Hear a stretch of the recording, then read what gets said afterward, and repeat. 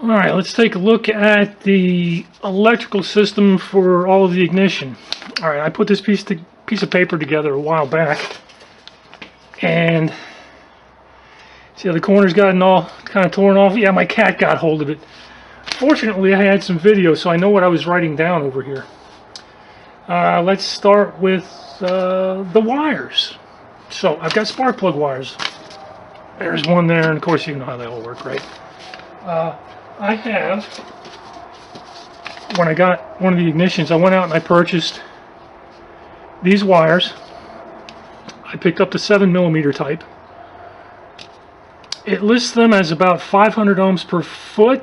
When I did my measurements, I got about 600 ohms per foot, but we're in the ballpark, so that's good.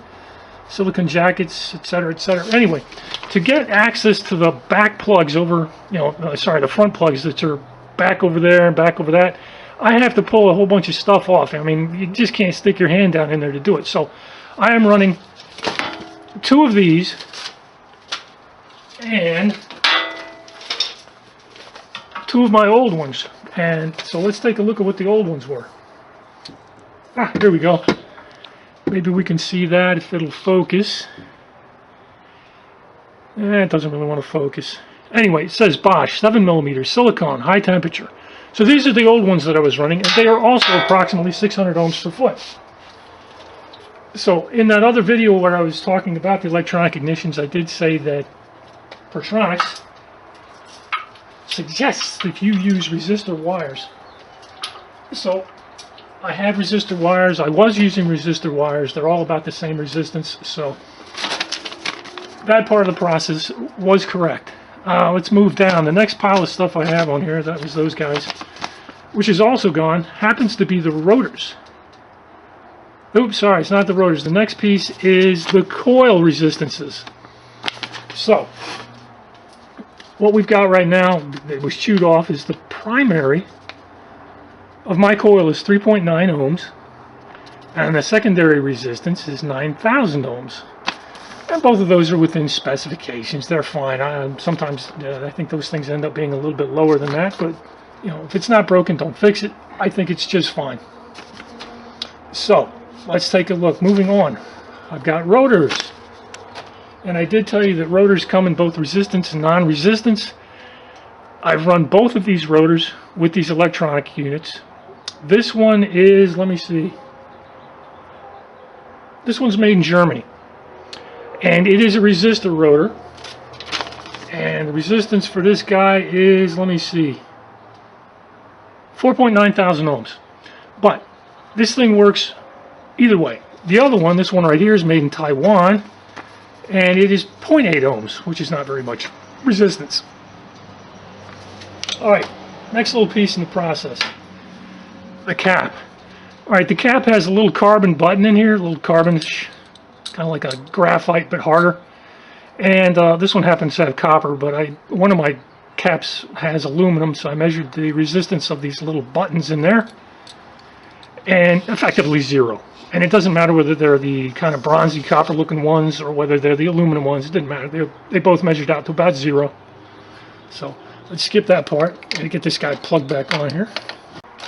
So again, this is the issue of I can't access things easily back up there or back over there, so I've only taken out 2 of my plugs. So let's take a look at my plugs. I never pull the plugs out.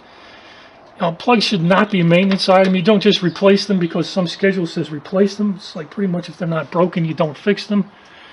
They're made out of better materials than they used to be, so they don't wear out super fast. But let's see here. Can we actually focus on that? Let me see if I can maybe get us a decent background.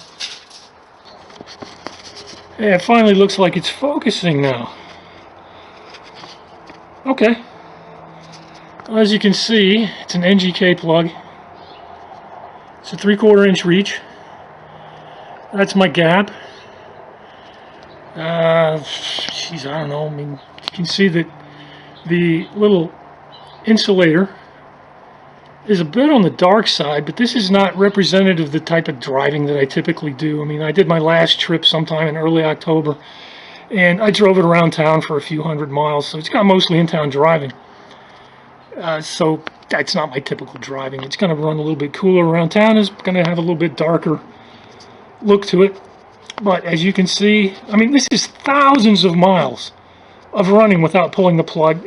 The plugs don't foul. Keep that in mind. They don't foul. Look at my breather system. Okay, I do not have a catch can or anything like that. I run everything that comes out of my case right back through the motor. And the naysayers are going to be like, oh, that's just going to foul up the plugs. No, my plugs are not foul. They're fine. Anyway, that's supposed to be about a 0.35 gap. If I can get it to focus again. I've got this kind of a tool for checking my gap. So I've done that. Let's get the other plug out here. Okay, that's the other plug. I think that's number 2 and number 4, yeah. What the, it doesn't matter, but 2 and 4, they're both pretty much the same. They're both got, they both look, in my opinion, a little bit on the dark side. Let's take a look at how far they extend out. They are extended reach plugs, as you can see. You know, they stick out about a couple of millimeters, which is good. They're the more advanced plugs. What else can we see about these plugs? Oops. Alright, when I dropped that spark plug, it messed up the friggin' gaps. I'm going to have to re-gap that one on the right. It's okay. These aren't those iridium types where, you know, you don't want to screw with them too much. These are heavy-duty, tough, regular type spark plugs. But as I was saying, they got lots of miles on them, and they don't foul. You know, modern gasolines just don't foul plugs. You can run a fair amount of oil through there, and they're self-cleaning.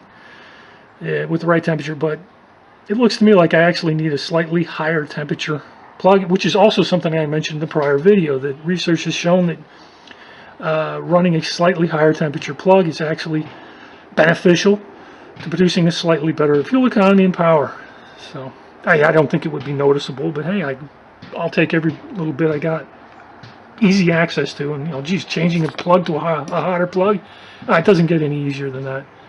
Maybe changing the spark plug gap to a little bit bigger gap, that's pretty easy, yeah. Anyway, I got to reset that plug on the right.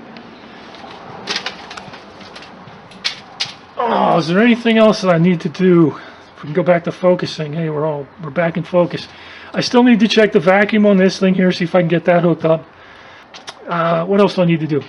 I want to do some stuff on breathers. Let me see if I can...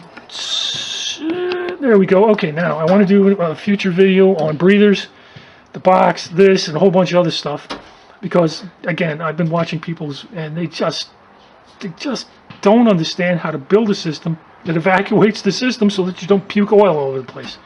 So I need to do that.